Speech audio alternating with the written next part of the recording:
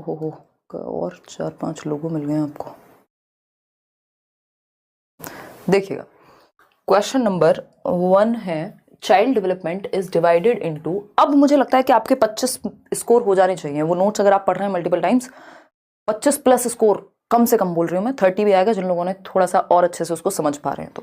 ठीक, question number 1 का पहला क्वेश्चन है child development is divided into which of the following domains. यानी जो बाल विकास है वो किन पक्षों में विभाजित किया गया है। पक्षों का मतलब यहाँ डोमेन्स की जगह टाइप्स भी लिख सकता था। वर्ड से खेला जाएगा पेपर में, वर्ड्स को देख करके कंफ्यूज नहीं होना है। तो सी ऑप्शन कह रहे हैं 36% लोग। बालक का विकास किन क्षेत्रों में बटा हुआ है? गामक, मनोवैज्ञानिक, संवेदनात्मक और सामाजिक, यानी motor, psychological, emotional and social. Psychological कोई पक्ष नहीं होता, सोशल होता है, इमोशनल होता है, मोटर भी होता है, लेकिन ये हट गया। फिजिकल, कॉग्निटिव, स्पिरिचुअल कोई पक्ष नहीं होता। Physical, cognitive, motor and social, हाँ ये चारों पक्ष हैं। फिर भी देखेंगे साइकोलॉजिकल, फिजियोलॉजिकल, साइकोलॉजिकल नहीं होता, फिजियोलॉजिकल को चलो आप फिजिकल मान लेंगे, सोशल एंड इमोशनल। तो यानी तीनों में ही कुछ ना कुछ एक बड़ी फंडामेंटल गड़बड़ है कि भाई आध्यात्मिक पक्ष हमने नहीं पढ़ा विकास में कुछ भी, है ना। विकास का आध्यात्मिक पक्ष हमने नहीं पढ़ा। अगर हम बात कर रहे हैं साइकोलॉजिकल पक्ष भी हमने नहीं पढ़ा, कॉग्निटिव से ही जुड़ जाएगा अगर कहीं एग्जिस्ट करेगा भी तो। दूसरा हमने क्या नहीं पढ़ा, अगेन ये साइकोलॉजिकल पक्ष नहीं पढ़ा। तो एक ही उत्तर यहाँ सही बचता है। जनरली हम पढ़ते हैं विकास के 4 प्रकार हैं। निमोनिक है PCSE, यानी physical, cognitive, social and emotional. ठीक है बात। तो ये जो 4 प्रकार है फिजिकल, कॉग्निटिव, सोशल और इमोशनल, इसमें हमें यहाँ फिजिकल मिल गया, कॉग्निटिव मिल गया, मोटर भी लेकिन है। मेजर प्रकार हैं वो 4 विकास के। इसका मतलब ये नहीं कि मोटर डेवलपमेंट या मॉरल डेवलपमेंट टाइप नहीं है, टाइप तो है ही। तो इन 4 ऑप्शंस में से बेस्ट ऑप्शन जो कि सही है वो सी ऑप्शन है। इस बात को आप जान लीजिए। एक बार 1 मिनट देखिए, इसको क्लियर करते हैं ताकि आप पेपर में कंफ्यूज ना हो। विकास के 4 पक्ष हैं जो मेजर टाइप्स हैं डेवलपमेंट के, जो मुख्य प्रकार हैं वो है मेजर डोमेन्स आपके डेवलपमेंट के 4। PCSE से मैंने आपको बताया हुआ है कि ये आपकी शॉर्ट फॉर्म या निमोनिक है, जो जिससे आप याद रख सकते हैं। PCS सबने सुना है। PCS में E और लगाना है, तो ये आपके 4 प्रकार बन जाते हैं। विकास के मुख्य प्रकार ये PCSE हैं। ठीक, इसको आप इस तरह से भी देख सकते हैं कि हमें पता है विकास के 4 प्रकार हैं, जिसमें हमको पता है फिजिकल है, और इनका क्रम भी ऐसे वर्क करता है। फिजिकल यानी शारीरिक, फिर C for cognitive, S for social और E फॉर इमोशनल। ठीक है जी। अब बाकी की भी टाइप आपने सुने हैं। आपने मोटर डेवलपमेंट भी सुना है, आपने मॉरल डेवलपमेंट भी सुना है ना। इमोशनल तो आ ही गया है यहाँ पे। तो ये कहाँ आएंगे? या लैंग्वेज डेवलपमेंट भी प्रकार है विकास का। तो वो सारे प्रकार हैं, बट मुख्य प्रकार 4 हैं। अदरवाइज तो ऐसे छोटे छोटे प्रकार फिर बहुत सारे हो जाएंगे। तो अगर हमें समझना है तो हम यहाँ ये समझेंगे कि फिजिकल डेवलपमेंट से ही जुड़ा हुआ होता है मोटर डेवलपमेंट, यानी आपके शारीरिक विकास से ही गत्यात्मक विकास जुड़ा हुआ है, जिसमें ग्रॉस और फाइन मोटर स्किल्स होती हैं। ये मैंने नोट्स में भी इसी तरह से बताया है। ठीक, कॉग्निटिव यानी संज्ञानात्मक, संज्ञान यानी आपके दिमाग से जुड़ी हुई जितनी भी चीजें हैं, सोचना, समझना, तर्क करना, यानी thinking, reasoning, problem solving, decision making, imagination, perception, attention, memory और सैकड़ों ऐसी ही चीजें। तो मेंटल स्किल्स, अब जो भी दिमाग से जुड़ा हुआ विकास है, और लैंग्वेज कहाँ है, वो भी दिमाग से ही जुड़ी हुई है भाई। तो लैंग्वेज का डेवलपमेंट भी किससे? संज्ञान से जुड़ गया। ठीक, तो मोटर डेवलपमेंट यहां आ गया, लैंग्वेज डेवलपमेंट यहां आ गया, सोशल से ही जुड़ा हुआ। मानिए सोसाइटी ही नहीं है, आप अकेले ही हैं, तो सब सही है और सब गलत है। मतलब फिर सही गलत की हमें जरूरत नहीं पड़ेगी एक तरह से देखा जाए तो। मॉरल डेवलपमेंट, नैतिक विकास आपका सोशल से जुड़ा हुआ है। क्लियर है बात। इमोशनल डेवलपमेंट तो है ही अपने आप में। तो ये जो बाकी के 3 प्रकार निकल करके आए, या और भी ऐसे प्रकार अगर निकल करके आते हैं, वैसे स्पिरिचुअल और साइकोलॉजिकल जैसा यहाँ कुछ नहीं है, क्योंकि जो भी मन या दिमाग से संबंधित होगा वो कॉग्निटिव में ही आ जाएगा ना। ठीक है ना बात। तो मोटर डेवलपमेंट एग्जिस्ट करता है, लैंग्वेज डेवलपमेंट एग्जिस्ट करता है, और मॉरल डेवलपमेंट एग्जिस्ट करता है, लेकिन स्पिरिचुअल डेवलपमेंट जैसा कुछ नहीं है। ये आप लिख सकते हैं, ये आप कंफ्यूज करने के लिए हमेशा से दिया जाता रहा है। स्पिरिचुअल डेवलपमेंट जैसा कुछ नहीं है, विकास के प्रकार में नहीं आता। ये होता होगा या होता है अगर हम कहें। और साइकोलॉजिकल जैसा भी, मनोवैज्ञानिक पक्ष भी विकास का कुछ नहीं है। ठीक, तो ये हम ध्यान रखेंगे। ये दोनों आपको भटकाने के लिए डिस्ट्रैक्टर्स हैं, है ना। जो 4 ऑप्शंस होते हैं उनमें से जो डिस्ट्रैक्टर्स होते हैं वो डिस्ट्रैक्टर्स हैं, ये आपको डिस्ट्रैक्ट करने के लिए हैं।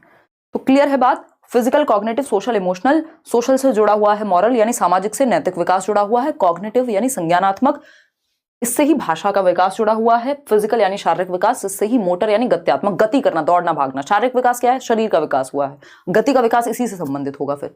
ठीक है जी, क्लियर बात? कोई दिक्कत परेशानी दर्द समस्या नहीं होनी चाहिए। 1 नंबर का क्वेश्चन इस पे बहुत बार पूछा हुआ है, घबराना नहीं है आपने। देखिए क्वेश्चन नंबर 2 देखिएगा और आंसर कीजिएगा पोल में।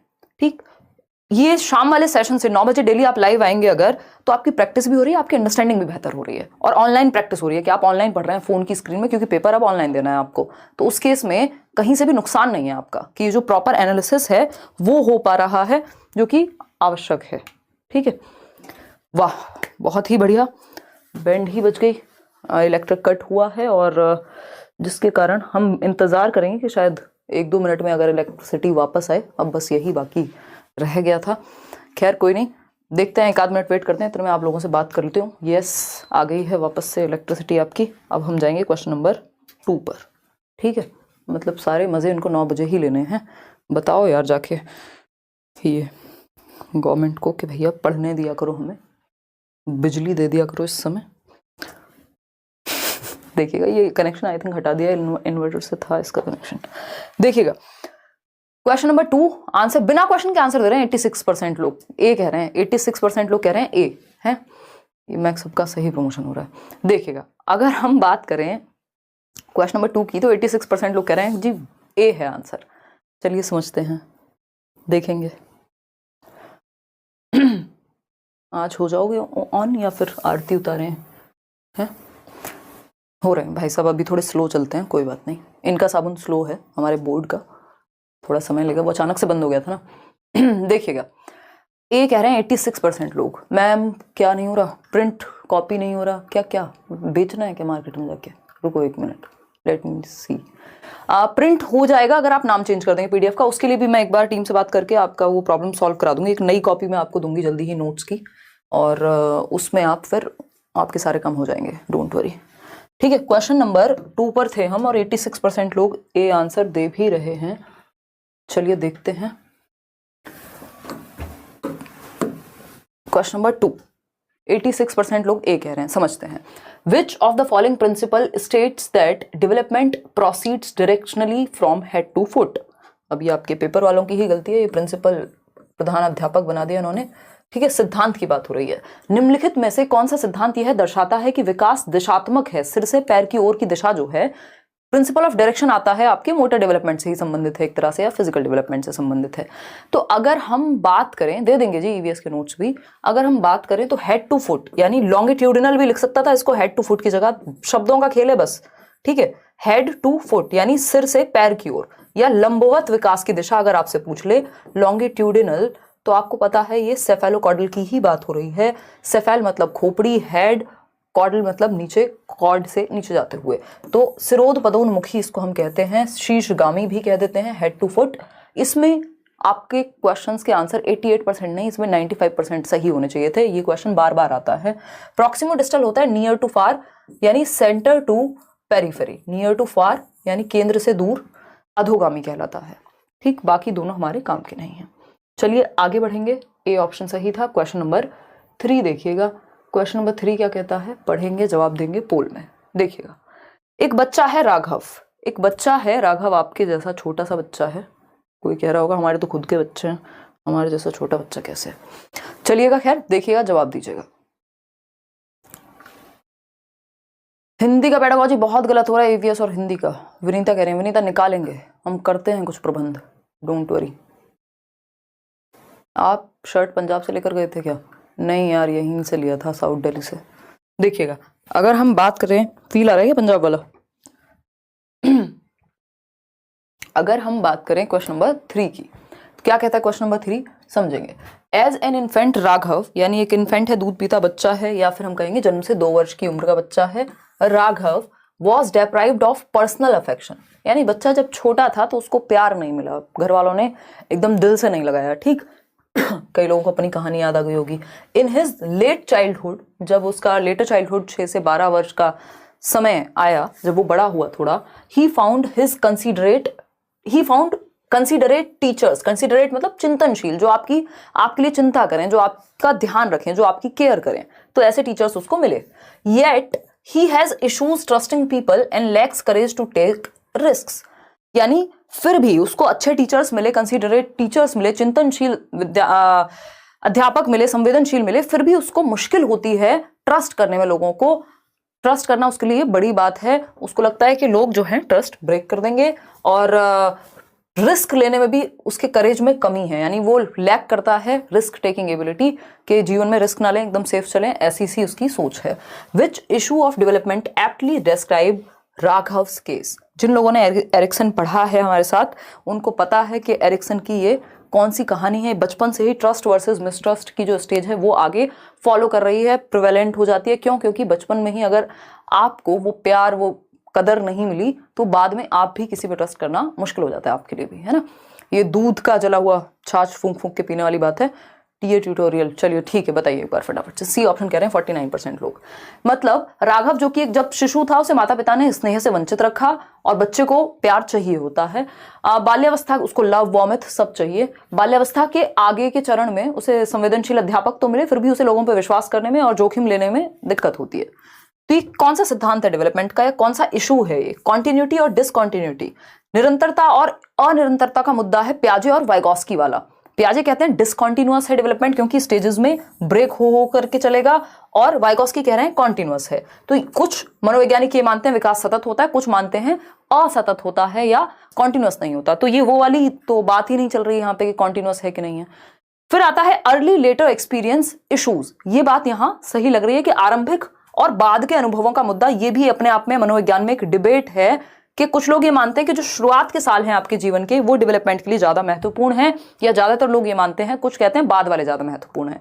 तो ये कौन सा इशू है अर्ली और लेटर एक्सपीरियंसेस का, कि बाद में अच्छे एक्सपीरियंसेस मिल भी रहे हैं तब भी उसको ट्रस्ट करने में दिक्कत हो रही है, क्योंकि अर्ली एक्सपीरियंसेस उसकी लाइफ के खराब रहे हैं। तो ये अपने आप में एक मुद्दा है जिसकी बात यहाँ हो रही है। नेचर नर्चर इशू ये नहीं है, आंख बंद करके नेचर नर्चर इशू प्लीज ना लगाएं, इसमें हेरिडिटी की कहीं बात भी नहीं हुई है। माँ बाप में ट्रस्ट इशू था ये नहीं है बात है माँ बाप ने प्यार नहीं दिया, वो एनवायरमेंट का खेल है। वो जो लव और केयर है वो एनवायरमेंट से मिलनी थी, माँ बाप जेनेटिक्स में लेकर के नहीं घूम रहे थे, है ना। तो वो वाला खेल नहीं है यहाँ। यूनिफॉर्मिटी और इंडिविजुअलिटी, ये भी एक बहस है। नेचर नर्चर बहस होती है कि हेरिडिटी ज्यादा इंपॉर्टेंट है कि एनवायरमेंट नर्चर, तो वो भी यहाँ नहीं है। यूनिफॉर्मिटी और इंडिविजुअलिटी होती है कि सबके लिए एक जैसा है, और इंडिविजुअलिटी होती है कि नहीं, इंडिविजुअल डिफरेंसेस होते हैं, तो ये भी एक बहस है। तो यहाँ जो सही उत्तर है वो बी ऑप्शन है, कि आपके जो शुरुआत के एक्सपीरियंसेस हैं, अर्ली और लेटर लाइफ एक्सपीरियंसेस में से दोनों में से कौन महत्वपूर्ण है, ये अपने आप में एक इशू है मनोविज्ञान में। ठीक है, कृपा करके इसको सी मुद्दा ना बनाएं, बिल्कुल भी सी आंसर इसका नहीं हो सकता, क्योंकि ना तो यहाँ हेरिडिटी की दूर दूर तक बात हुई है, और ना ही ऐसा कहा गया है कि कौन जरूरी है। ठीक है, नहीं तो मुद्दा ही एनवायरमेंट का था, तो नेचर तो यहाँ थी ही नहीं डिबेट में। ठीक है, तो B option is the right answer. ऐसी गड़बड़ नहीं करनी है। क्वेश्चन नंबर 3 देखिएगा क्या पूछता है। Question number 3, the play that facilitates children to understand others thoughts, beliefs and feelings, यानी वह खेल जो बच्चों को दूसरों के विचारों, विश्वासों और भावनाओं को समझने में मदद करे। यानी कुछ टाइप्स ऑफ प्ले होते हैं, ठीक है, नहीं कोई दिक्कत नहीं गोविंद। अगर हम बात करें, कुछ टाइप्स ऑफ प्ले होते हैं। स्मार्ट वॉच दिखा दीजिए और कंपनी बता दीजिए, और बेच भी दें तनु है, लिंक भी दे दें डिस्क्रिप्शन में। पेपर आ रहा है, पढ़ लो यार, हैं क्या करोगे इन बातों को, रखा है क्या है इनमें।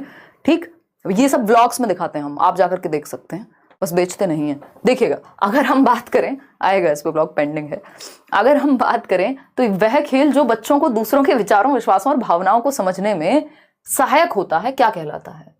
अब ए ऑप्शन कह रहे हैं 71% लोग। देखिए ये एक छोटी सी ट्रिक मान लीजिए आपके आपके पेपर में 99% जो है, अगर प्ले से क्वेश्चन आता है तो वो मेक बिलीव प्ले ही होगा, क्योंकि पियाजे इसी को इंपॉर्टेंस ज्यादा दे रहे हैं।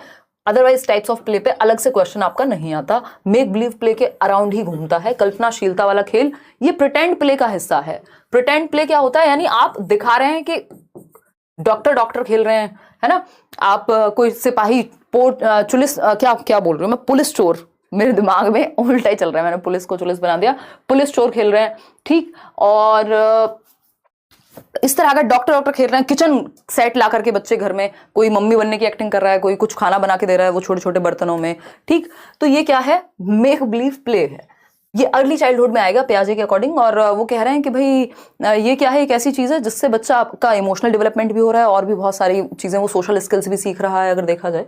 ठीक, पैरेलल प्ले होता है जब दो बच्चे साथ में तो खेल रहे, मतलब हैं तो एक जगह पर, बट अपना अपना खेल कुछ खेल रहे हैं, एक दूसरे से बातें नहीं कर रहे, पैरेलली खेल रहे हैं। पैरेलल समझते हैं ना, ऐसे दो रेखाएं पैरेलल समानांतर होती थी, जब वो एक बच्चा ए है वो यहां खेल रहा है, बी है यहां खेल रहा है, उस रूम में तो है लेकिन एक साथ नहीं खेल रहे हैं, यानी समानांतर खेल है ये, समझ गए ना। सॉलिटरी प्ले होता है जब बच्चा अकेला ही खेल रहा हो, इंडिपेंडेंट प्ले इसी को कह देते हैं, सॉलिटरी को ही, कि बच्चा अकेले खेले, जैसे आप कुछ भी अकेले खेल सकते हैं। बहुत हंसी आती है फालतू बातों पे हैं। देखो एक बार, कल्पनाशीलता वाला खेल या मेक बिलीव प्ले, ये आपका अर्ली चाइल्डहुड का ही कैरेक्टरिस्टिक है, और बाकी जो है वो आपके इन्फेंसी में भी आ जाते हैं। जो पैरेलल प्ले है वो आपका 2 से 2.5 साल के बीच में रहता है, और सॉलिटरी प्ले उससे भी पहले। तो make believe play is the right answer यहाँ। क्वेश्चन नंबर 5 देखिएगा, क्वेश्चन नंबर 5 देखिएगा और जवाब दीजिएगा। पढ़िए, आराम से चलेंगे, डिस्कशन करना बहुत ज़रूरी है, नहीं तो आप पेपर में फंस जाएंगे। एक एक ऑप्शन आपको समझ में आएगा तो अच्छा रहेगा। मैराथन कब से होंगी? कल एक बार हम नेशनल एजुकेशन पॉलिसी के क्वेश्चंस करने वाले हैं 9 बजे, आप लोग एकदम तैयार रहिएगा। और अगर आप कहेंगे मैं थोड़ा और पहले भी ले सकती हूँ सेशन, 9 की जगह 8 या 8:30 भी कर सकते हैं, हो सकता है कल 8:30 सेशन लगे, एक बार देख लीजिएगा टेलीग्राम पे। बट हाँ, कल हम नेशनल एजुकेशन पॉलिसी के सारे क्वेश्चंस करेंगे, तो लंबा सेशन हो सकता है थोड़ा, ऐसा कुछ 2 घंटे का 1.5 घंटे का, जितनी भी देर लगेगी। 40-50 क्वेश्चन हैं जो हमें करने हैं, जो ज़रूरी हैं नेशनल एजुकेशन पॉलिसी को, नई शिक्षा नीति को लेकर के। फिर उसके बाद मैराथन्स हम होपफुली परसों से शुरू कर देंगे, या मतलब सेशंस जिनमें हम कंटेंट कर रहे होंगे। ठीक है जी, चलिए अगर हम बात करते हैं किसकी, इस क्वेश्चन की 59% लोग डी उत्तर दे रहे हैं। क्वेश्चन नंबर 5 है, eight which stage of moral reasoning in Lawrence Kohlberg, यानी लॉरेंस कोहलबर्ग की थियरी की अगर हम बात करें तो कौन सा लेवल है रीजनिंग का, तर्क का। Do children believe that rules must be enforced in the same manner for everyone and each individual must obey them as his personal duty, यानी सभी के लिए रूल्स एक जैसे होने चाहिए, नियम सबके लिए एक समान होने चाहिए, और हर किसी की ये ड्यूटी है कि वो नियमों का पालन करे, क्योंकि एक व्यक्ति नियमों का पालन नहीं करेगा तो कोई नहीं करेगा। एक रेड लाइट तोड़ेगा तो उसके पीछे सब रेड लाइट जंप कर देंगे। कौन सा लेवल है? लॉ एंड ऑर्डर का। Rules are rigid no matter what, किसी की जान भी बचानी तब भी ये कहेगा नहीं, रूल फॉलो करना पड़ेगा। तो ये कौन सा लेवल है? 4th स्टेज है, social order maintaining orientation, law and order भी कह देते हैं इसको, लॉ एंड ऑर्डर मेंटेनिंग या लॉ एंड ऑर्डर ओरिएंटेशन। ठीक है, ये 4th स्टेज है आपकी। और 2nd लेवल है कन्वेंशनल, पारंपरिक स्तर की। ठीक, इंस्ट्रूमेंटल पर्पस ओरिएंटेशन होता है, ये 2nd स्टेज है, टिट फॉर टैट, जैसे को तैसा, है ना, बच्चे ने पेंसिल तोड़ दी, मैंने उसका टिफिन खा लिया, ये वाली लड़ाइयां यहाँ होती हैं। पनिशमेंट एंड ओबीडियंस तो फर्स्ट ही है, गुड बाय गुड गर्ल जो है आपका वो 3rd है। अच्छा लड़का अच्छी लड़की तारीफ सुनने के लिए करेगा, ये सब नोट्स में गिवन है, एक बार पढ़ जरूर लीजिएगा। D option is the right answer.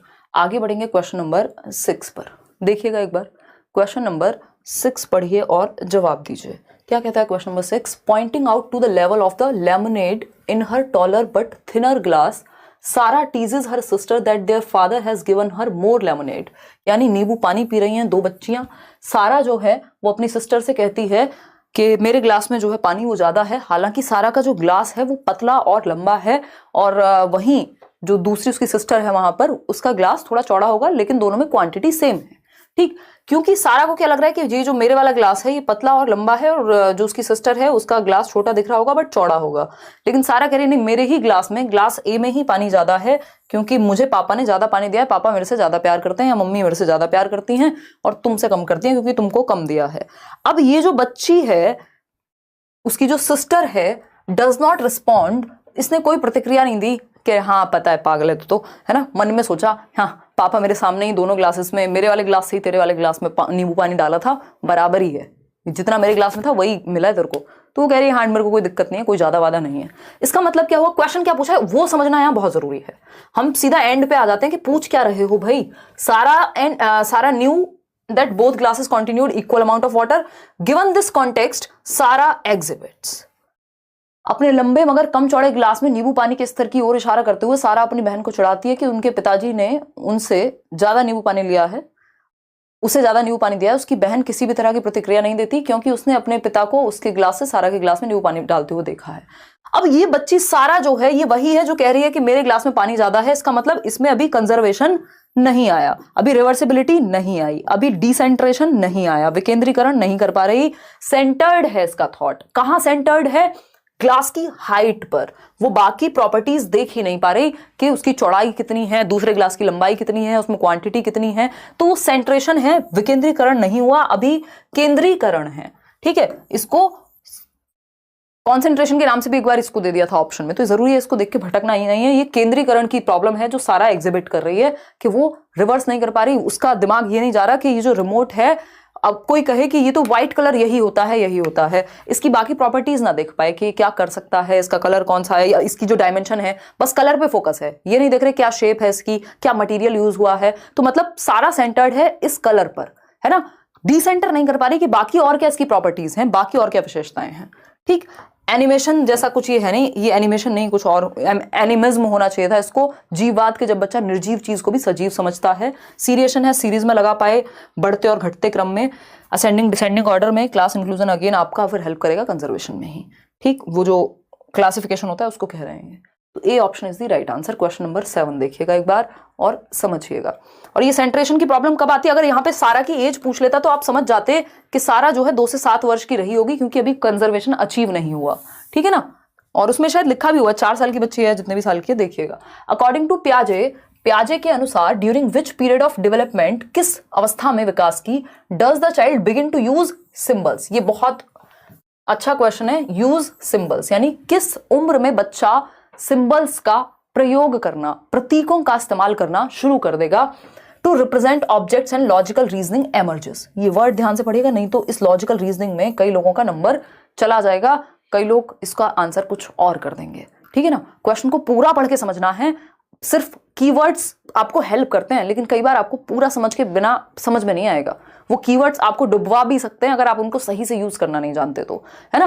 Keywords जो है, हम पॉजिटिव नेगेटिव वर्ड्स बहुत बार याद कर लेते हैं पेडागोजी में, वो सिर्फ याद करने से नहीं चलेगा जब तक आपने उस तरह के क्वेश्चन सॉल्व ना किए हो, नहीं तो वो हमें हमारी नैया पार नहीं कराएंगे। टूल की तरह है कीवर्ड्स या पॉजिटिव नेगेटिव वर्ड्स, आपको यूज करने आना चाहिए, अदरवाइज वही वर्ड आपका आंसर गलत भी करा सकता है जिसको आपने नेगेटिव मान रखा होगा। तो प्याजे के अनुसार विकास के किस काल में बालक वस्तुओं के लिए प्रतीकों का इस्तेमाल, यानी अब उसको पता है पेन, अब मुझे पता है ये पेन नहीं है, लेकिन मान लिया रॉकेट है, खैर ये, बट आपके लिए पेन है। ए फॉर एप्पल होता है, यानी वो भाषा समझने लगेगा, प्रतीकों का इस्तेमाल करने लगेगा। जैसे रेड लाइट पे आपको पता है जब इस तरह का सिंबल है तो सीधे जाना है आपको। अगर आपको पता है टर्न लेना क्या है, वर्जित है, तो आप सिंबल से समझ पा रहे हैं। तो A for apple, B for ball समझने लग गया, मतलब अब वो लैंग्वेज को, सिंबल्स को समझने लग गया है। ठीक है जी मैम, नोट्स प्रिंट हो पा रहा है, फिर तो कोई दिक्कत ही नहीं है, रो बैलेंस सारी, है ना। नहीं हो पा रहा कह रहे हो पा रहा कह रहे हो, बता दो एक बार। Mister Tariq, ma'am big fan of you, please English अच्छे से करवा दो, इंग्लिश आपसे पढ़ा हूँ, देखता हूँ, ईवीएस, ये दोनों प्लीज अच्छे से करा दो। मैं अलग अलग से सेशन ले लूंगी, डोंट वरी, और कुछ कुछ क्वेश्चंस एक साथ करा दूंगी, जैसे 50-100 क्वेश्चन एक साथ कर लिए, इंग्लिश के, मैथ्स के, हिंदी के, सीडी पे तो हम कर ही रहे ना थोड़े दिन, देखिएगा, और टॉपिक्स भी कर लेंगे। अब आप लोग बी ऑप्शन कह रहे हैं 44% लोग, जो कि गलत है आंसर। यही मैं बोल रही थी, अगर ध्यान सिर्फ कीवर्ड पे लगा दिया कि लॉजिकल रीजनिंग कौन सी है तो गड़बड़ हो जाएगी, है ना। और किसी की कोई इच्छा है आंसर करने की, देखूं इसमें कितने लोग सही दे रहे हैं। 40% लोग सही उत्तर दे पा रहे हैं, बाकी सब गलत दे रहे हैं। देखिएगा, पोस्ट ऑपरेशनल जैसा कुछ होता नहीं है प्याजे की स्टेजेस में। फॉर्मल ऑपरेशनल में तो भाई एब्स्ट्रैक्ट थिंकिंग आ जाएगी, अमूर्त चिंतन, ये दोनों हट गए आसानी से। अब कंफ्यूजन बचती है पूर्व संक्रियात्मक 2 से 7 वर्ष में और 7 से 11 में। ठीक, अब ध्यान से पढ़िएगा, विकास का किस काल में वस्तुओं के लिए प्रतीकों का प्रयोग। अब हमें पता है सिंबॉलिक जो स्टेज है वो प्री ऑपरेशनल है 100%, ठीक बात है, उस हिसाब से आंसर यही हो जाना चाहिए, लेकिन आप लोग फंसे हैं इस लाइन में, इस्तेमाल करने लगते हैं और तार्किक मानसिक समझ उभरने लगती है। ये नहीं कहा है कि आ चुका है तार्किक चिंतन, उभरने लगती है, एमर्ज होने लगती है। उभरनी तो शुरू हो जाएगी, या 7 साल का हुआ अचानक से एक दिन प्रकट हो गई आपकी तार्किक चिंतन जो है ना, तो उभरनी शुरू तो पहले से हो जाएगी या नहीं। तो कुछ चीजें ऐसी हैं इन स्टेजेस में, मान लीजिए ऑब्जेक्ट परमानेंस कई बार आपको प्री ऑपरेशनल में भी देगा, और होता वो किसकी विशेषता है, सेंसरी मोटर की। तो ऐसा नहीं है ना कि एक दिन बच्चा 2 साल का हुआ और अचानक से अब पीछे की सारी विशेषताएं चली गई, धीरे धीरे प्रोसेस में चल रही होती है ना कुछ चीजें। बस फर्क इतना है कि हमने किसी स्टेज के कैरेक्टरिस्टिक को बांट दिया है किसी और के साथ, किसी स्टेज में ये होगा। तो यहां पे सिंपल जो आंसर है वो प्री ऑपरेशनल है। कॉन्क्रीट ऑपरेशनल इसलिए नहीं होगा क्योंकि अभी एमर्ज होना शुरू हुआ है, उभरना शुरू हुआ है तार्किक चिंतन। मुख्य जो यहां पे चीज पूछी है वो है सिंबल्स का यूज करना, तार्किक चिंतन आ नहीं गया है। अगर पूछा होता कि भैया कॉन्क्रीट लॉजिक किस स्टेज में आता है, तो आपको पता है कॉन्क्रीट ऑपरेशनल में आता है, या जो लॉजिक है वो सबसे पहले कॉन्क्रीट ऑपरेशनल में आएगा, इंडक्टिव रीजनिंग आ जाएगी, जिसको हम आगमनात्मक तर्क कहते हैं। डिडक्टिव कहां आएगा, तो वो यहां आएगा। या एब्स्ट्रैक्ट थिंकिंग कहां आएगी, एब्स्ट्रैक्ट लॉजिक कहां आएगा, फॉर्मल में। लेकिन जब हमसे पूछा है सिंबॉलिक थॉट और सिर्फ ये कहा है कि अभी रीजनिंग जो है, लॉजिकल रीजनिंग, वो उभरनी शुरू हुई है, उभरने लगी है, आ नहीं गई है, तो आंसर ए ऑप्शन है, उभरने लगी है, लॉजिकल थिंकिंग आ नहीं गई है। सिंबॉलिक थॉट को कैसे इग्नोर करोगे सर, ठीक है, तो A option is the right answer, B नहीं होगा यहां, उभरने लगा है। लॉजिक जब आ जाए तब की बात है, अगर सिंबॉलिक थॉट नहीं लिखा होता तो हो जाता है इसका आंसर कॉन्क्रीट ऑपरेशनल। तो ऐसे ब्लंडर्स नहीं करने हैं। Question number 8, Aman is trying to, इसीलिए इस बार की लैंग्वेज जो है वो घुमाने वाली है थोड़ी। देखिएगा क्वेश्चन नंबर 8 का जवाब दीजिएगा, तसल्ली से चल रहे हैं, कोई जल्दीबाजी हमें है नहीं, एक एक चीज दिमाग में बैठनी चाहिए। पेपर के टाइम पे नंबर ऑफ क्वेश्चंस नहीं पूछे जाएंगे वहां कि आपने कितने हजार क्वेश्चन प्रैक्टिस करके आए थे, ये देखा जाएगा आपकी समझ कितनी अच्छी है। कल वाला पीडीएफ टेलीग्राम पर नहीं है, कृपया उस पीडीएफ को दे दीजिए जिसके अनुसार हम अपनी स्टडी अच्छे से कर सकेंगे। बिल्कुल सही याद दिलाया दक्ष आपने, मैं आज ही रात को वो अपडेट कर दूंगी ताकि आप अच्छे से पढ़ लें, बिल्कुल आप ही के लिए बनाया गया है वो।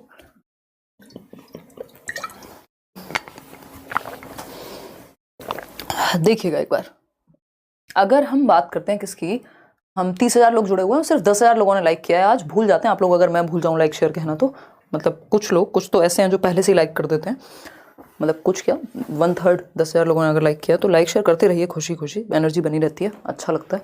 कमेंट्स में विचार बताते रहिए। क्वेश्चन नंबर 8 देखिएगा, सी कह रहे हैं 93% लोग, मुझे बहुत अच्छा लग रहा है कि आप लोग एटलीस्ट इस चीज में तो क्लियर हैं। Aman is trying to fix the pieces of a puzzle. Aman एक बच्चा है जो एक पजल के, एक पहेली के टुकड़ों को एक साथ फिट करके लगाने में स्ट्रगल कर रहा है। To fit the correct parts at the right places, ठीक है, कौन सा पार्ट कहाँ आना है। हिज मदर प्रोवाइड्स हिंट्स, उसकी माता जी ने उसको क्या है, हिंट्स प्रोवाइड की, उसको थोड़ा सा हेल्प कर दी, संकेत दे दिए। एंड क्यूज, जिसको सेम ही बात है हिंट और cues, in the form of how, what, why, उससे कुछ क्वेश्चन पूछे और उसको इनडायरेक्टली हिंट्स दे दी। According to Lev Vygotsky's theory of learning, this strategy of learning will be, यानी ये जो सहायता दी है माँ ने, जो माता जी हैं इस बच्चे की, अमन की, उन्होंने सॉल्व नहीं कर दिया पहेली खुद से, पजल को खुद से फिक्स नहीं किया है, बस इसको हिंट दी है, कुछ क्वेश्चन पूछ के, व्हाट, व्हाई, हाउ, है ना। मान लीजिए आपको पता करना है कि भारत की राजधानी कौन सी है, तो उस केस में अगर मान लीजिए आप बच्चों को भी दिल्ली लेकर के आए हैं, तो आप उसको बता रहे होंगे कि अच्छा तुम्हें पता है एक बार हम वहां गए थे, तुम्हारी मौसी कहाँ रहती हैं, तुम्हारी फलानी कहाँ रहती है, कुछ भी घुमा फिरा करके आप उसको हिंट दे रहे हैं, डायरेक्ट आंसर नहीं दे रहे हैं। तो उस केस में क्या हुआ, यही स्कैफोल्डिंग है वाइगोस्की के अनुसार, कि जब आप हिंट देते हैं या हाफ सॉल्व प्रॉब्लम देते हैं तो डिमोटिवेट कर रहे हैं। ये जो स्ट्रैटेजी है लर्निंग की, डिमोटिवेट कर रही है बच्चे को, बिल्कुल भी नहीं। मेक हिम अग्रेसिव, गुस्सा दिला रही हैं, ऐसा तो कुछ नहीं है। Act as a scaffold for learning, यानी अधिगम के लिए पाड़ का, ढांचे का, टेम्पररी हेल्प का काम कर रही हैं, स्कैफोल्डिंग का काम कर रहे हैं, जो कि वाइगोस्की कहते हैं कि इसको यूज किया जाना चाहिए, जैसे मैं शायद अभी आपके लिए कर पा रहे होंगे। Will not help in learning, ऐसा नहीं है कि सीखने में मदद नहीं हो रही इस चीज से, तो C option is the right answer. आगे बढ़ेंगे क्वेश्चन नंबर 9 पर। अगेन एक और क्वेश्चन वाइगोस्की से ही है। क्या कहते हैं Vygotsky, in Vygotsky's theory assisted discovery is aided by. Assisted का मतलब होता है सहायक खोज, जिसमें सहायता मिल रही हो या आप सहायता दे रहे हो, उसको असिस्टेड लर्निंग हम कहते हैं, कि आपको असिस्ट करने के लिए कोई वहां है। ठीक है जी। हॉर्स देख के बोलता है वाह कितना बड़ा कुत्ता है। अच्छा, 3 साल का बच्चा। प्याजे के अनुसार कौन सा सही है, सिमुलेशन, मेक बिलीव प्ले और समझा दीजिए। ये अपने आप बनाया आपने है, ऑप्शन तो ठीक बनाओ कम से कम, इसमें तो एसिमुलेशन हो गया सिंपल, मुश्किल आप क्वेश्चन बनाओ यार। अगर वो देख के बोल रहा है तो ये एसिमुलेशन का उदाहरण है। अगर क्वेश्चन में ये पूछ ले कि ये प्रॉब्लम किस तरह की है, तो फिर वो उसको एकोमोडेट करना पड़ेगा अगर उसको ये ठीक करना है तो, अदरवाइज तो ये तो एसिमुलेशन का उदाहरण है कि बच्चे को पता है कि कुत्ते की 4 टांगे होती हैं, उसने हॉर्स देखा और कहा हाँ ये भी एक बड़ा सा कुत्ता है, दैट मींस जो उसने एसिमुलेट किया हुआ था स्कीमा में उसी को रिपीट कर दिया, तो ये तो एसिमुलेशन हो गया सिंपल। अगर क्वेश्चन इसी को आगे घुमा देगा तो आंसर बदल जाएगा। समझ पा रहे हो बात को। नोट्स प्रिंट नहीं हो रहे हैं मैम, मेरे डीएलएड सेशन 2019-21 है, फाइनल ईयर का रिजल्ट 2022 में आया, कोई दिक्कत नहीं है, हो गया, वैलिड था बिल्कुल रुबेल अंसारी, और नोट्स प्रिंट हो जाएंगे। मैं एक बार कल फाइनल आपको दूसरी कॉपी दे दूंगी, और नहीं तो आप कंप्रेस करके पीडीएफ या नाम चेंज करके प्रिंट कर सकते हैं, बहुत सारे लोग कर चुके हैं प्रिंट। चलिएगा देखिएगा एक बार, अगर हम बात करते हैं किस चीज़ की, 72% लोग बी कह रहे हैं कि वाइगोस्की के अनुसार असिस्टेड डिस्कवरी क्या है, कॉग्निटिव कॉन्फ्लिक्ट है। द्वंद्व थोड़े ना, ये तो हेल्प बनेगी डिस्कवरी तो। असिस्टेड मतलब जहां लोग सहायता कर रहे हो एक दूसरे की। पीयर कोलैबोरेशन, सहपाठी सहयोग कहेंगे जब बच्चे एक दूसरे का, पीयर्स है ना, पीयर्स मतलब क्लासमेट्स हो सकते हैं, आपके दोस्त हो सकते हैं, आपकी सेम एज के लोग हो सकते हैं, आपके नेबर्स के बच्चे हो सकते हैं, मतलब जो आपके लगभग बच्चे की सेम एज के हो, जो उसके दोस्त हैं, तो एक साथ खेल रहे हैं, एक दूसरे को हेल्प कर रहे हैं, असिस्ट कर रहे हैं। स्टिमुलस रिस्पॉन्स और रीइंफोर्समेंट का कोई संबंध वाइगॉस्की या पियाजे से नहीं है, तो B option was the right answer. Question number 10 देखिएगा एक बार, आज कुछ ज्यादा ही स्लो चल रहे हैं क्या हम। क्वेश्चन नंबर 10 देखिएगा, ये कहता है according to Howard Gardner, Gardner के अनुसार। जवाब दीजिए आप पहले, फिर मैं डिस्कस करूंगी आपके साथ इसको, ठीक है जी। मैम नाम लीजिए, राकेश कुमार कह रहे हैं, नाम ले लिया राकेश आपका, अब आप जवाब दीजिए।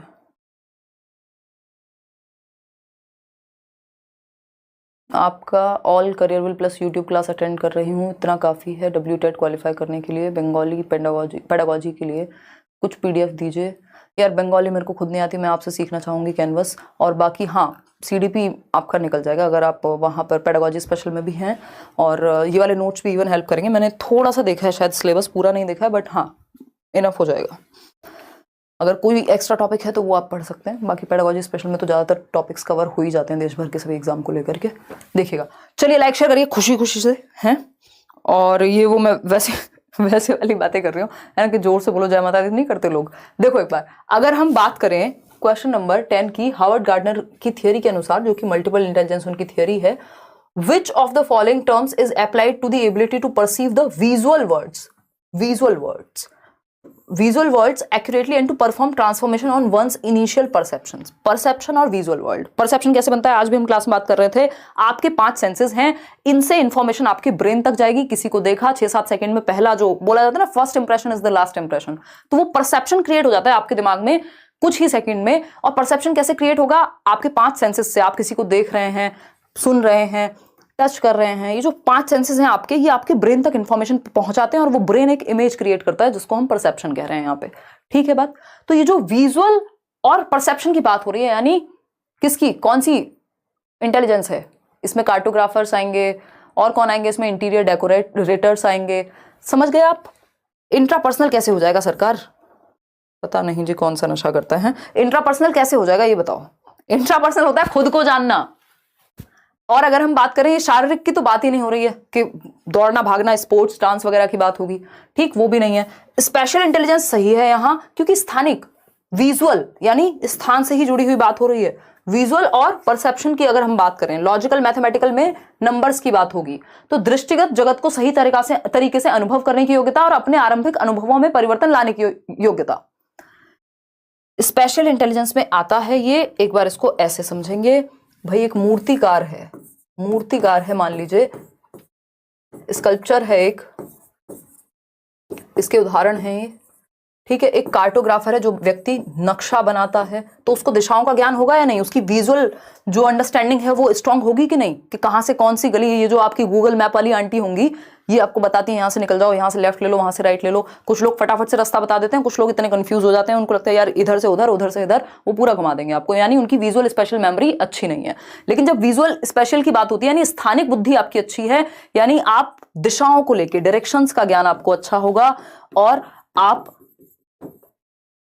को परसेप्शन जो है आपका दिमाग में सेट बनता है। अगर आप किसी को देख लेते हैं, आप वैसा ही स्केच बना देते हैं। कई लोग क्या बनाते हैं, स्केचेस बनाते हैं, तो वो विजुअल स्पेशल इंटेलिजेंस है उनके अंदर, कि वो जो देख लेते हैं उसको भूलते नहीं है, वो वैसी ही दिशाएं बना देते हैं। आपकी नाक भी वैसी बनाएंगे, हाथ भी वैसे ही बनाएंगे। तो कार्टोग्राफर है, स्कल्पचर है, या इवन जो आपके सर्जन्स हैं, उनमें भी ये बुद्धि पाई जाती है। सर्जन का आपको 2 जगह पे आंसर मिलेगा सर्जन्स की जब हम बात करेंगे, खैर ये मैराथन में करेंगे, स्पेशल में भी और बॉडीली काइनेस्थेटिक में भी। चलिए खैर, इवन पायलट्स में भी ये बुद्धि पाई जाती है। अगर आप एनसीईआरटी पढ़ेंगे तो आपको पता लगेगा, पायलट्स में हालांकि बॉडीली काइनेस्थेटिक भी पाई जाएगी, बट ये भी पाई जाएगी, क्योंकि अगर उनको दिशाओं का ज्ञान नहीं होगा तो आसमान में कहीं भी उड़ते फिरेंगे, ठीक है ना। तो ये बेसिक सी बात हुई। आगे बढ़ते हैं नेक्स्ट क्वेश्चन पे। देखिएगा, स्पेशल इंटेलिजेंस है, इसको विजुअल स्पेशल भी कह देते हैं। क्वेश्चन नंबर 11 देखिए और जवाब दीजिए। Hetal speaks Gujarati at home. Hetal एक बच्ची है, जो कि हेतल एक बच्ची है बेसिकली, जो गुजराती बोलती है घर पे। फ्लुएंट है इन reading and writing the language, Gujarati में पढ़ भी लेती है और लिख भी लेती है, ठीक है। रीडिंग एंड राइटिंग दोनों में, और घर पे गुजराती, यानी मदर टंग क्या है, गुजराती है। The medium of instruction in her school is Hindi, school में जो माध्यम है पढ़ाने का वो हिंदी लैंग्वेज है। A language she does not know, ये भाषा उसको आती नहीं है, यानी हिंदी उसको आती नहीं है, बट स्कूल में हिंदी में पढ़ाई होती है। ठीक है, अगर हम बात करें राम बाबू कुमार, आप सीडीपी के नोट्स जो है उनको कंप्रेस कर लीजिए या उनका नाम चेंज कर लीजिए, फिर वो हो जाएगी जो प्रिंट है फाइल। अदरवाइज एक दिन का समय दीजिए मुझे, मैं कल आपको दूसरी फाइल शेयर कर दूंगी टेलीग्राम पे जो प्रिंट हो जाए आसानी से। ठीक है, सेम बात मत पूछो सारे। तो a language she does not know, उसको नहीं आती हिंदी, स्कूल में पढ़ाई जाती है हिंदी। अब नेशनल एजुकेशन पॉलिसी 2020 के अनुसार what measures must be taken by the school in this situation, यानी राष्ट्रीय शिक्षा नीति 2020 के अनुसार इस स्थिति में विद्यालय को क्या करना चाहिए। तो बी ऑप्शन कह रहे हैं कुछ लोग, या 96% लोग। चलिए देखते हैं। Hetal should be asked to speak only Hindi at school. अब आप बच्चे को उसकी भाषा में अपनी बात को कहने से नहीं रोक सकते, और यहाँ कह रहे हैं कि हेटल को सिर्फ हिंदी बोलनी चाहिए, वो उसको आती नहीं है तो बच्चा चुप रहेगा फिर तो। बी ऑप्शन है all children should be encourage to respect each others native language to create a culture of multilingualism. ये बात बिल्कुल सही है कि बहुभाषावाद की संस्कृति को सृजित करने के लिए, बढ़ावा देने के लिए सभी बच्चों को एक दूसरे की मातृभाषा का सम्मान करना सिखाएंगे कि भाई कई सारी भाषाएं बच्चे एक दूसरे से सीखेंगे, और बहुभाषिता यही है कि एक क्लास में मल्टीपल लैंग्वेज बोलने वाले बच्चे हो सकते हैं। तो आप बच्चे को मदर टंग को इस्तेमाल करने देते हैं, धीरे धीरे हिंदी अपने आप सीख जाएगा। सी ऑप्शन है teacher should ask Hetal to forget whatever she learns at home. ऐसा नहीं है कि आप सब कुछ भुला दें कि बच्चा जो भी सीख के आया घर से। हेटल should be shifted to the section where English is the medium, ये भी बेकार की बात होगी। तो B option is the right answer. ऐसा कहाँ कहा है कि उसको इंग्लिश आती होगी, है ना, लिखा तो है नहीं। अब आपका प्यारा एक सवाल जो आना ही है हर हालत में, और ईवीएस वगैरह में भी एक एक क्वेश्चन आजकल जेंडर से आता है, मैथ्स में भी एक क्वेश्चन आ जाता है कि क्या लड़कियां मैथ्स में कमजोर होती हैं, जिसने भी कहा हाँ उसका 1 नंबर गया पानी में।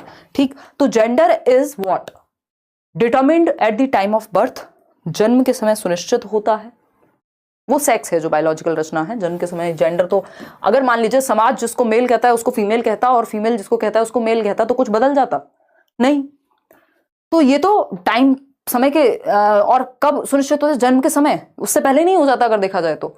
अगर सेक्स की भी बात करें, जेंडर तो छोड़ ही दें, यहाँ प्री डिटरमिन्ड जेनेटिक कैरेक्टरिस्टिक है, सेक्स है वो। अगर बायोलॉजिकल बात करेंगे तो सेक्स है, जेंडर क्या है, समाज के द्वारा बनाया है, ये कोई इनेट क्वालिटी नहीं है। कई पुरुष आपको बहुत संवेदनशील मिल सकते हैं और कई महिलाएं आपको असंवेदनशील भी मिल सकती हैं, तो ऐसा तो है नहीं कि इनेट क्वालिटी हो गई यहाँ पे। तो अस्क्राइब्ड बाय सोशल स्ट्रक्चर, सामाजिक संरचनाओं द्वारा आरोपित होता है। सिमोन दे बुआ का एक कोट है, हम पहले जेंडर पढ़ते थे तो बात करते थे कि women are not born, they are made by society.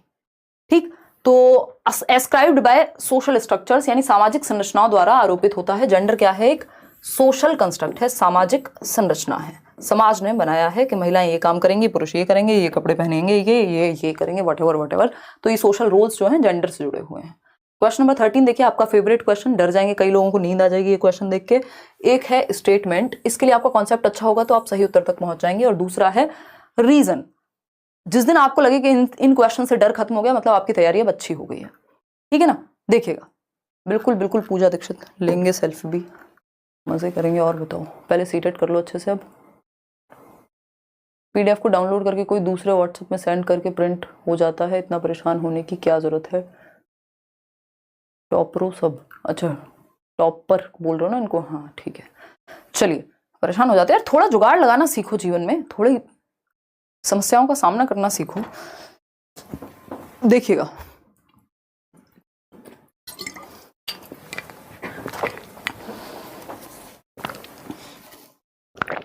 देखिएगा C option 78%।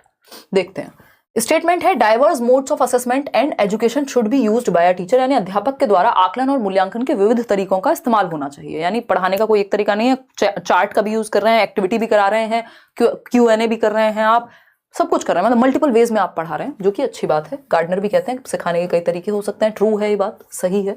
The purpose of evaluation is to segregate, ये वर्ड इतना नेगेटिव है, इससे नेगेटिव वर्ड धरती पे है नहीं आज के समय में। अगर आप इंक्लूसिव एजुकेशन या बच्चों को अच्छे की बात कर रहे हैं तो ये सेग्रीगेट का मतलब है बच्चों को अलग थलग कर दे, किसके बेसिस पे कि कौन कितना परफॉर्म कर रहा है, जिसके जैसे जैसे नंबर है उनको अलग थलग कर दो। जो 33% वाले बच्चे उनको अलग रखो, 90 वालों को अलग रखो, तो ये बिल्कुल गलत बात है। इवेल्यूएशन का पर्पज ये नहीं होता, तो ये हो गया फॉल्स। तो फिर तो आंसर सही हो गया, आसान हो गया कि ए सही है बी गलत है। तो A is true but R is false, correct explanation ही नहीं है ये इसकी। ठीक है ना, तो A is true but R is false. वो भी नहीं दिया इन्होंने कि दोनों सही हैं, दोनों तो सही हो ही नहीं सकते, कहां से दोनों सही हो जाएंगे? ठीक, तो C option is the right answer. ये सेग्रीगेट करना तो सही है ही नहीं, अपने आप में भी सही नहीं है। क्वेश्चन नंबर 14 देखिएगा, आसान सा क्वेश्चन है। चाइल्ड सेंटर्ड एजुकेशन, बाल केंद्रित शिक्षा, प्रोग्रेसिव एजुकेशन की बात हो रही है। क्वेश्चन नंबर 6 में मैम सारा अपनी सिस मजाक भी तो कर सकती है। जस्ट किडिंग मैम, मजा बहुत आ रहा है पढ़ने में। हाँ बिल्कुल राकेश कुमार, वो मजाक कर सकती है, बिल्कुल सही बात है। लेकिन बात यहाँ ये हो रही है, जब आप मजाक भी कर रहे हैं तो आप क्या एग्जिबिट कर रहे हैं? अगर मैं ये कह रही हूँ मजाक में कि लड़कियां तो मैथ्स में कमजोर होती हैं, तो ये व्यवहार, ये जो मजाक है, ये एग्जिबिट क्या कर रहा है, ये पूछा है हमसे। वो अंदर क्या फील कर रहे हैं, क्या है, वो सब जाए तेल लेने, है ना। लेकिन अब अगर कोई लड़का ये कहता है नहीं लड़के ही अच्छी ड्राइव करते हैं, और वो हो सकता है कि ऐसा नहीं कि वो खिलाफ है लड़कियों की ड्राइविंग के, बट ये कहना भी क्या प्रदर्शित करता है। अगर आप एक टीचर हैं और लोग आपसे जुड़े हुए हैं, तो आपकी क्लास में आप प्रदर्शन क्या कर रहे हैं, वो भी तो इंपॉर्टेंट है ना। हो सकता है आपके पर्सनल बिलीफ्स अलग हो, बट जो सही है वो तो करेंगे हम, ठीक है। तो अगर हम बात करें किसकी, विच of the following is not a characteristic of a progressive classroom. Progressive classroom यानी प्रगतिशील कक्षा, जो आगे बढ़ते हुए बच्चे को इंडिपेंडेंस की बात करे, फ्रीडम की बात करे, डेमोक्रेटिक एनवायरनमेंट की बात करे, ठीक। तो डी ऑप्शन इज इक्वल, क्या कह रहे हैं आप, 79% लोग डी ऑप्शन कह रहे हैं। प्रोग्रेसिव एजुकेशन मतलब बच्चा एक्टिव होगा, लर्निंग बाय डूइंग हो रही होगी, करके सीखना, जॉन डूई की बात हो रही होगी। लैब स्कूल्स खोले थे इन्होंने 19th सेंचुरी में, जो कि सही है। तो चिल्ड्रन एज एक्टिव पार्टिसिपेंट्स पूछा है, क्या सही नहीं है, तो ये तो सही है। फ्लेक्सिबल ग्रुपिंग यानी अलग लचीला समूह हो, अलग अलग एबिलिटी वाले बच्चे मिक्स्ड हो, ठीक है। मोबाइल टीचर का मतलब ये हाँ बिल्कुल भी नहीं है कि टीचर मोबाइल में हो या मोबाइल ही टीचर हो जाए, है ना, सिर्फ आप मोबाइल से ही पढ़ें, वो भी नहीं है। या मोबाइल टीचर से मतलब है गतिशील अध्यापक यानी डायनामिक, मल्टी टैलेंटेड कह सकते हो आप इसको। मल्टी टैलेंटेड भी नहीं तो हम ये कहेंगे कि डिफरेंट वेज अपना सके आपका टीचर, बोरिंग ना हो, ठीक, टाइम के साथ चेंज हो सके। तो ABC तीनों सही हैं। लेकिन गलत क्या है, focus on rewards and punishment. ये एजुकेशन अब पुरानी हो चुकी है, हालांकि हम अभी भी इसी पे जी रहे हैं कि दंड और पुरस्कार का ही प्रयोग करें, या तो डराएं बच्चे को या लालच में रखें, कभी उसके अंदर से क्या आ रहा है वो जान ही नहीं पाएगा, ठीक। तो डी ऑप्शन गलत है, और क्योंकि ये गलत है इसीलिए सही है, क्योंकि पूछा ही गलत है। क्वेश्चन नंबर 15 देखिएगा एक बार और जवाब दीजिएगा। देखते हैं, समझते हैं। बहुत सारे सवाल आप लोगों ने एक साथ कर दिए हैं, कैसे दें? लाइव जब टेस्ट होता है तो कोई नोटिफिकेशन नहीं आता, फ्री वाला मॉक टेस्ट कैसे देते हैं बताइए। निधि ये आपको बता देंगे, उदय सर मैं एक बार बात कर लूंगी इसमें, अगर जो भी दिक्कतें आ रही हैं आपको। क्या मैं भी SST की क्लास ले लूं ताकि PYQ अच्छे से अटेंड कर सकूं? ले सकते हो, बट अभी अगर आप कोर्स की बात कर रहे हो तो मुझे लगता है काफ़ी वीडियोज़ हो जाएंगी। अगर आपको लगता है सच में कि कुछ टॉपिक्स पढ़ सकते हो, या तो किसी दोस्त ने SST के नोट्स बनाए हो NCERT के कम पेजेस में, है ना, किसी दोस्त के ऐसे नोट्स मत उठा लेना जो वो कह दे लो ये किताब है, इसी में से मैंने एक एक वर्ड लिख दिया है, अब इनको पढ़ लो, 300 पेज हैं, ज़्यादा नहीं है, तो वो किसी काम के नहीं है, क्योंकि इतना समय आपके पास नहीं होगा, ठीक। तो अगर या तो कुछ टॉपिक्स की वीडियो देखनी है तो वो देख लो, NCERT समरी देख सकते हो वो देख लो, या फिर प्रीवियस ईयर के थ्रू टॉपिक्स को कवर करो, है ना, कर सकते हो। मतलब डिपेंड करता है कि आपकी बाकी सब्जेक्ट की तैयारी कैसी है। अगर बाकी सब्जेक्ट की तैयारी ठीक है, सिर्फ SST पढ़नी है तो ले सकते हो, मतलब अगर कोर्स में भी ज्वाइन करना है, बट सब कुछ नहीं पढ़ पाओगे आप इस समय। मैथ्स पेडागोजी सेम ही है प्रियंका, टॉपिक्स लगभग सेम है। प्रीवियस ईयर को आधार बना के कोई भी एक किताब भी ले सकते हो। मैथ्स पेडागोजी बहुत शॉर्ट में मिल जाएगी आपको कहीं ना कहीं, ठीक है। नहीं तो हम यहाँ करेंगे, पेपर 1 के लिए करेंगे, बट हम राशि एक बच्ची है, tried a new method to assess childrens, बच्ची नहीं भैया टीचर है, tried a new method to assess childrens understanding of concepts, यानी राशि ने बच्चों की अवधारणाओं के प्रति समझ का आकलन करने के लिए कि बच्चों को कितना आता है उसको असेस करने के लिए, उसका टेस्ट लेने के लिए, जानने के लिए एक नई विधि का प्रयोग किया, एक नए मेथड का प्रयोग किया बच्चे के आकलन के लिए, उसको इवेल्युएट करने के लिए। She asked them to frame as many questions as possible for the given answer, यानी उन्होंने कहा कि एक उत्तर के लिए जितना संभव हो सके अधिक से अधिक प्रश्न बनाए। मतलब मान लीजिए कि क्वेश्चन क्या हो सकता है, क्वेश्चन हो सकता है कि बच्चे को एक्टिव रखना है, ठीक, मतलब आंसर है ये कि बच्चा एक्टिव रहे। इसके रिगार्डिंग कितने सारे क्वेश्चंस आपको मिलते हैं पेपर में जो घुमा फिरा के यही बात कह रहे हैं। तो ऐसे ही उन्होंने कहा राशि ने, जो कि एक टीचर हैं, कि एक ये उत्तर है, एक उत्तर के कितने जवाब क्वेश्चन बन सकते हैं, इसको पूछने के कितने तरीके हो सकते हैं, वो पता लगाओ। कौन सी थिंकिंग लगेगी बच्चे की, टीचिंग लर्निंग की जो अप्रोच है वो कौन सी है? एक तो डाइवर्जेंट थिंकिंग लगेगी यहाँ। दूसरा, ये टीचिंग लर्निंग की अप्रोच क्या है, बच्चे को सेंटर में रखा है, बच्चा एक्टिव है। अब ये करने में बच्चे का दिमाग पे जोर पड़ेगा, सोचेगा समझेगा, अलग अलग क्वेश्चंस ढूंढ करके लाएगा, सोच कि निकालेगा डाइवर्जेंट थिंकिंग करके, यानी बच्चा एक्टिव है, बाल केंद्रित अप्रोच है। टेक्स्ट बुक से थोड़े ना फाइंड आउट करने को कहा है, डिडक्टिक नहीं है कि भर दिया दिमाग में बस, और मेमोराइजेशन की भी यहाँ कोई बात नहीं हुई है। तो A option is the only right answer.